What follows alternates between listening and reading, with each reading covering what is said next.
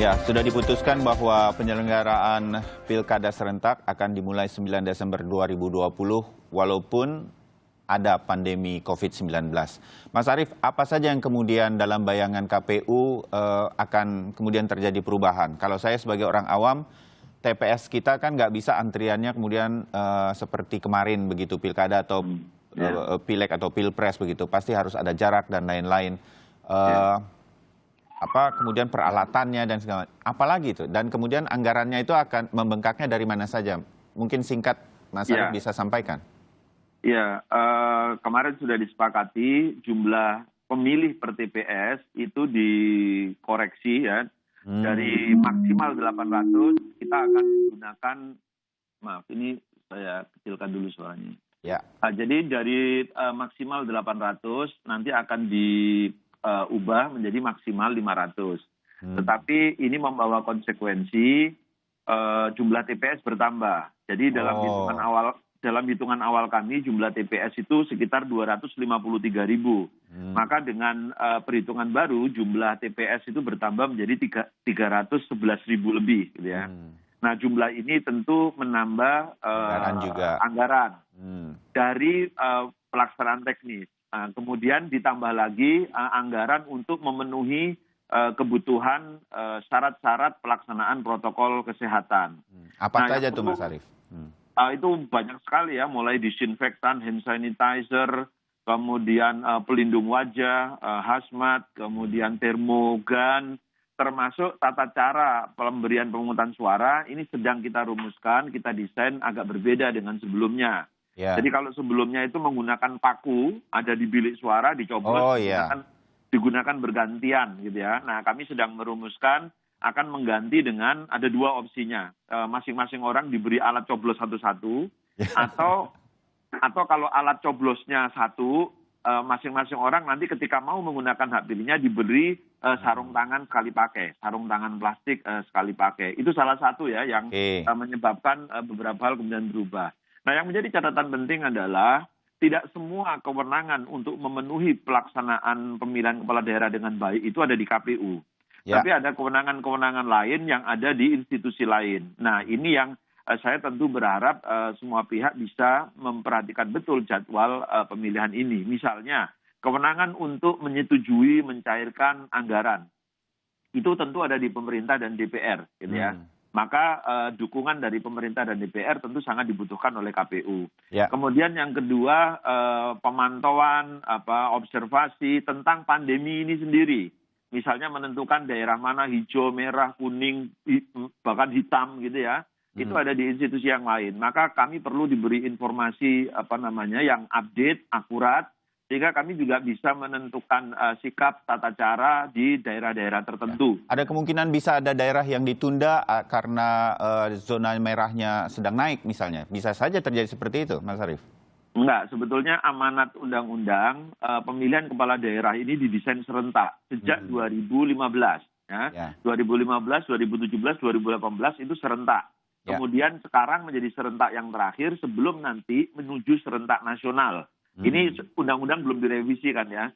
Serentak nasional 2024. Nah, nanti tergantung apakah ada revisi undang-undang tentang pemilu dan pemilihan atau tidak. Tapi menyelenggarakan dengan cara tidak serentak sebetulnya itu bukan perintah undang-undang karena perintahnya adalah dilaksanakan secara serentak. Nah, soal anggaran Mas Arief, kalau kan orang kemudian langsung tahu seperti kita pagi hari ini juga sudah langsung anggarannya akan segera bertambah seperti itu. Betul. Dari mana itu? Apakah kemudian sosialisasinya juga sudah dilakukan oleh KPU melalui KPU provinsi dan seterusnya sampai ke pemerintah daerah, pemerintah kabupaten dan lain-lain, karena bisa jadi mereka juga harus menganggarkan lagi. Itu bisa terjadi? Ya, kami sudah melakukan rapat dengan seluruh KPU provinsi dan hampir semuanya mengatakan bahwa daerah sudah terlalu berat untuk mengeluarkan tambahan anggaran baru. Itulah terpakai untuk COVID-19 lah kemarin misalnya, ya kan? Iya. Termasuk pengurangan anggaran, kan hampir semua instansi lembaga negara dikurangi anggarannya, termasuk KPU kan kemarin juga. Nah, bagaimana itu Mas Arief? Nah, oleh karena itu di dalam usulan anggaran kemarin KPU fokus agar tambahan anggaran ini bisa dipenuhi melalui APBN.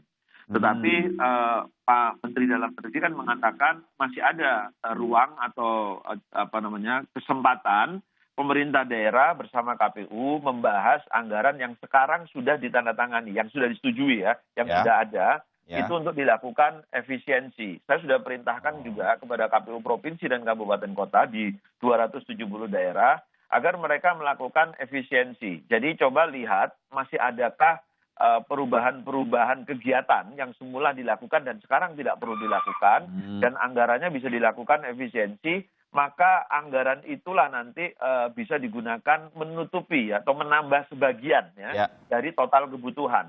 Oke. Nah, kalau masih kurang ya tentu dengan APBN. Tetapi ada satu catatan penting, pengalaman kami selama ini, pembahasan antara KPU Provinsi, Kabupaten, Kota dengan pemerintah Kabupaten, Kota, dan Provinsi itu biasanya agak lama. Ya. Sementara tahapan yang sekarang mau berjalan itu waktunya hanya menyisakan sedikit waktu. Nggak bisa menunggu ya. Nggak bisa menunggu terlalu lama, maka mengusulkan dipenuhi melalui APBN, yang kami tentu bisa berharap prosesnya bisa cepat, itu jauh lebih mudah dalam pandangan kami begitu. Di Bang Doli kalau begitu bolanya. Bang Doli mengenai anggaran ini? Ya, itu salah satu konsekuensi ya ketika kita melaksanakan hajatan pilkada serentak ini dalam situasi pandemi COVID-19 seperti ini. Jadi kalau tadi Mas Bayu bilang dalam situasi normal saja variabelnya banyak sekali. Betul. Gitu, apalagi sekarang dalam situasi COVID-19 ini. Nah, oleh karena itu besok hari Rabu kami juga sudah merencanakan akan rapat kerja lagi.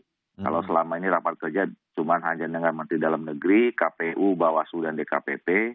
Besok kita akan undang Menteri Keuangan dan juga Ketua Gugus Tugas. Ya. Nah, jadi fokus membicarakan tentang persiapan-persiapan atau support kita terhadap penyelenggara yang melaksanakan pilkada serentak dalam situasi COVID ini. Jadi kemarin dalam keputusan rapat kerja 27 Mei itu kita menyetujui adanya penambahan barang dan anggaran. Nanti jadi kita akan lebih rinci lagi mana yang memang harus diberikan dalam bentuk anggaran dan kapan itu bisa diputuskan dan kapan di delivery gitu. Kemudian mana yang memang disupport dalam bentuk barang, ya. Siapa yang menyelenggarakan pengadaan barang ini.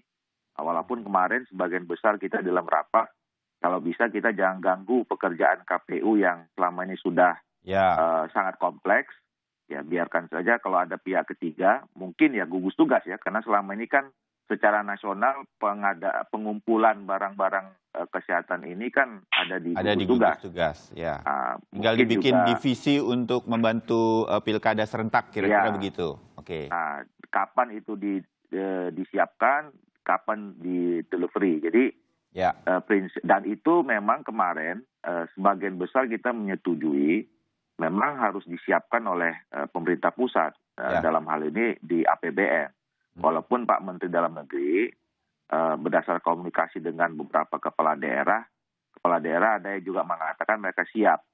Walaupun saya kira proses secara teknis ya dalam pengubahan anggaran di daerah itu tidak mudah juga. Oleh karena itu yang paling sederhana sebetulnya kalau memang bisa di backup APBN. Nah, oleh karena itu, Bang Doli, sedikit saya ingin membayangkan lusa akan ketemu dengan Menteri Keuangan begitu ya, atau Kementerian Keuangan. Ada kemungkinan nggak kalau kan ini semua sudah Menteri Dalam Negeri, KPU sudah siap menerima tugas, Komisi 2 DPR RI sudah tahu situasinya. Tapi kalau anggarannya ternyata tidak ada karena pemerintah masih juga fokus untuk menangani COVID-19 dan lain-lain begitu. Bisa ada kemungkinan ternyata harus mundur atau sudah ini pasti Desember begitu? Ya, saya kira dengan sudah diterbitnyakan Perpu nomor 2 tahun 2020, ya pemerintah sudah memperhitungkan sampai ke sana ya, bahwa segala sesuatunya harus dipersiapkan di luar dari situasi yang normal.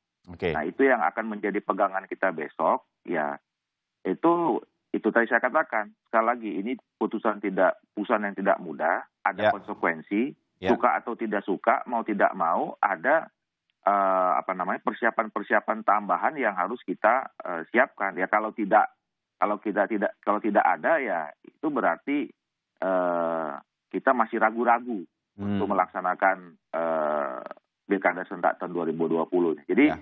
saya kira besok kalau kita mau tetap mau melaksanakan 9 Desember mulai 15 Juni, nggak ada kata tidak ada. Ya. Harus saya kira Mengerti. semuanya harus disiapkan gitu. Kalau begitu bolanya kembali lagi ke Mas Arief Budiman, bagian akhir Mas Arief ya.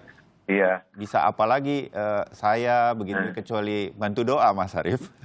Teman-teman di KPU melaksanakan tugas yang saya meyakini ini jadi makin berat untuk pilkada serentak kali ini. Tapi sebagai bagian akhir, Mas Arief ingin menyampaikan apa kepada masyarakat selama ini pilkada kita di Indonesia yang nggak bisa kita bandingkan dengan negara lain, bahkan dengan Amerika. Negara kita luas, kepulauan, kita sering memperlihatkan gambar kepada pemirsa Sapa Indonesia di Kompas TV, bagaimana kotak suara dan peralatan itu diseberangkan melalui laut dan sungai begitu.